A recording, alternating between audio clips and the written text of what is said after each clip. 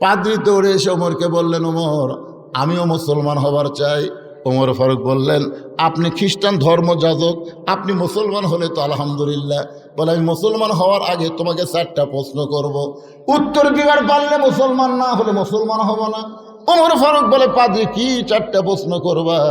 বলে, 1 নম্বর প্রশ্ন হলো, পৃথিবীর এমন কোন জায়গা সূর্যের আলো একবার পড়েছে কিয়ামত পর্যন্ত ওই জায়গায় সূর্যের আলো পড়বে না।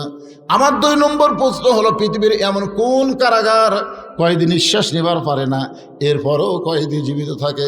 আমার 3 নম্বর প্রশ্ন হলো, এমন কোন কবর, কবরটাও জীবিত, লাশটাও জীবিত।